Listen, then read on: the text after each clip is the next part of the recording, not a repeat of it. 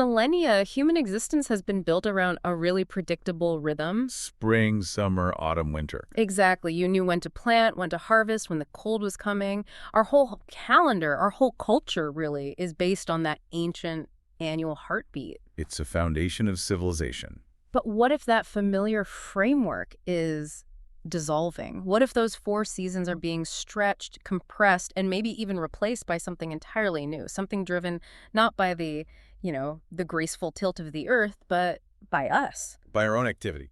Okay, let's unpack this. We've pulled some really insightful research for today's deep dive, including a key analysis from Advances in Environmental Geography. And these sources, they're putting forward a pretty stunning idea that the traditional 4-season model just doesn't hold meaning in our daily lives anymore. So our mission today is to extract the evidence for this massive shift and really focus on 2 alarming new seasons that scientists say are now a reliable part of our year. And if we connect this to the bigger picture, you have to understand this isn't just about the weather feeling a bit weird. This is a fundamental reordering. A reordering of what, exactly? Of the planet's operating system. Yeah. This is the Anthropocene in action, for anyone who might not be familiar. That's the geological era where human impact becomes the main force shaping the planet. So our impact is literally changing Earth's annual rhythms. Precisely. The sources are basically asking us to adopt a new mindset, a new calendar even. But before we get to the new stuff, let's just set a baseline. What even is a season traditionally? Right. It's not just a feeling. No, it's physics. It's the Earth's axis being tilted at 23.5 degrees as it orbits the sun.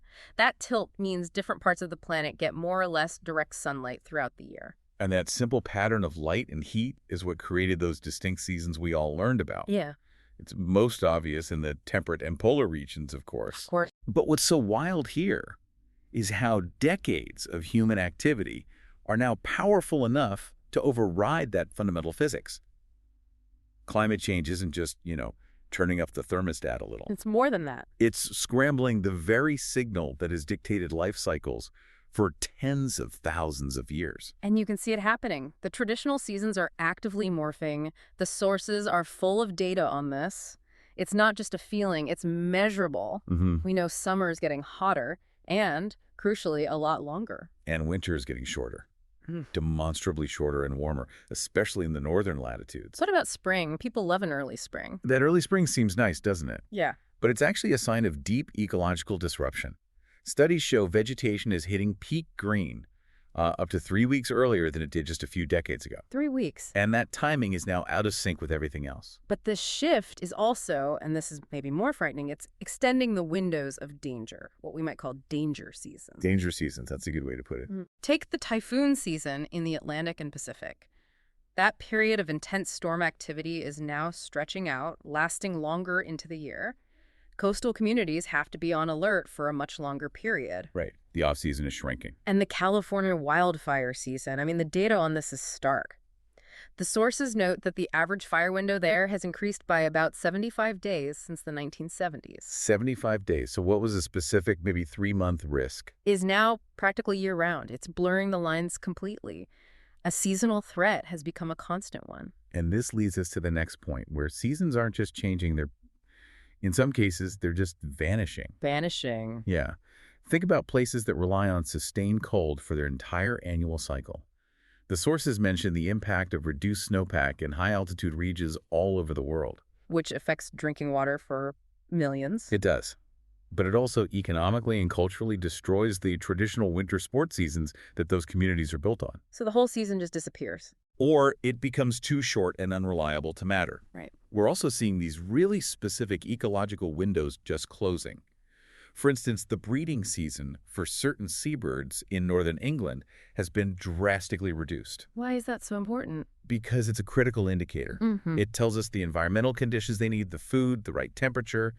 They just aren't lasting as long as they used to. Yeah. The window of opportunity is gone. This chaos, this lack of timing, researchers actually have a name for it. They do. Seasonal arrhythmia. It's a powerful term, isn't it? It is. If you think of Earth's biology like a giant clock, the mechanism is now irregular. The predictability is shot. Right. Key events, Like when leaves fall or when certain migratory bugs emerge, they're becoming impossible to predict. They happen too early, too late, or just sporadically. They don't line up anymore. And that lack of synchronization creates what's called a phenological mismatch. Which sounds technical, but it's basically an ecological catastrophe, right? It is. If a flower blooms before its pollinator shows up, the system collapses. Or at least it gets severely weakened. The whole food web is thrown off because none of the moving parts are in sync. So this raises a huge question for us, for human society. It does. How does this lack of synchronization affect communities that rely on that predictable timing? You mean like for farming or fishing? Exactly. For harvesting specific crops, for timing the fishing of migratory runs, for tourism. If that timing becomes unstable, it forces really expensive adaptations. You end up relying on artificial climates for farming or on imported food. It threatens the stability of entire regions. And that brings us to what is, I think, the most surprising part of this research. We're moving beyond just the disruption of natural cycles. Now we get to what we've created. Yes. The researchers identify two completely new phenomena. They argue we aren't just tweaking nature's seasons anymore. We have, in effect, created two of our own. And these aren't just one-off events. That's the key. No, they are predictable, regular, annual occurrences, driven entirely by us. The first of these new seasons is what the researchers have termed the haze season. The haze season. This season is triggered by severe and predictable annual air pollution. It comes mainly from the massive scale burning of tropical peatlands. What's so special about peatlands burning? Well, peat is basically super dense, ancient, carbon-rich organic matter.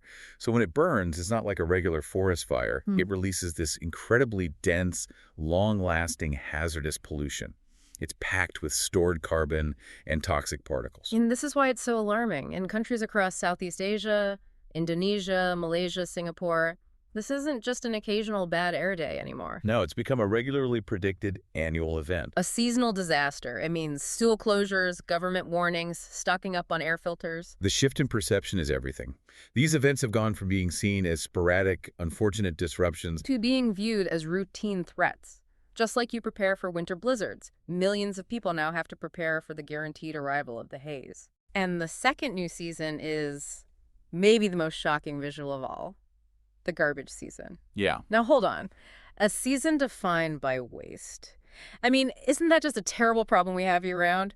What makes this predictable enough to be called a season? And that is the critical distinction the researchers make. It all comes back to that core idea of a season. Predictability. Okay. The garbage season operates on an incredibly precise annual rhythm in certain coastal areas. It happens specifically from November to March. Why then? The mechanism is purely oceanographic. It's driven by powerful shifts in ocean currents, specifically the western and northeast monsoons in the Indian Ocean and parts of the Pacific. So the wind and currents change. And when they do, they consistently and powerfully push enormous amounts of plastic and human waste onto the coastlines. Trash accumulation has literally become a seasonal event governed by wind and water. That makes a terrifying kind of sense. It's a mechanism just as predictable as the Earth's tilt, but the input is our garbage instead of solar energy. We've got it. The sources use Bali as a prime example of this. The garbage season is so consistent there that local residents can accurately predict when the trash tide is coming. They can literally mark it on a calendar. There are reports of volunteers calling the peak of it Operation Beach Cleanup because it requires a military-style mobilization just to clear the beaches. That level of consistency is what makes it a season. And it's not just in Bali. The sources mention similar problems in the Philippines, in Thailand. And it happens here in the U.S. too, right? It does. A similar thing happens on the East Coast. The Gulf Stream and other currents push floating debris towards Florida and the Carolinas, especially in the summer. It creates these predictable seasonal pileups. It's deeply unsettling. We have fundamentally changed the Earth's calendar. We've created a season of predictable air pollution and a season of predictable garbage. So what's the point the researchers are trying to make? It's important to be clear here. They aren't trying to, pitch in to rewrite the official calendar. They're suggesting that we as a society, as governments, need to fundamentally rethink the meaning of seasons.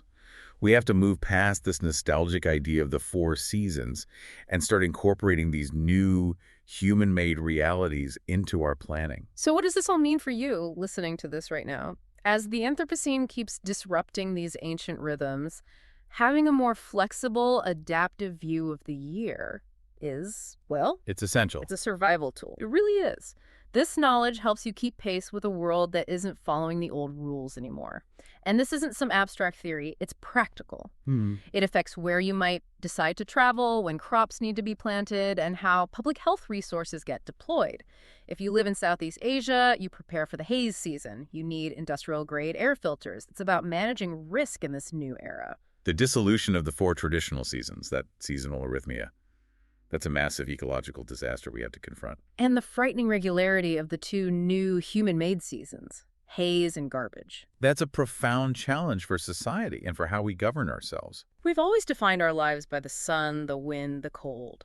But now it seems pollution and waste have their own reliable calendar slot. And that leaves us with a final thought to consider. If traditional seasons defined our cultures, our mythologies, our rituals for millennia, harvest festivals, winter solstice celebrations, what comes next? What new cultural responses will emerge? Exactly. What new rituals do you build to cope with a predictable garbage season? Or a year-round wildfire season?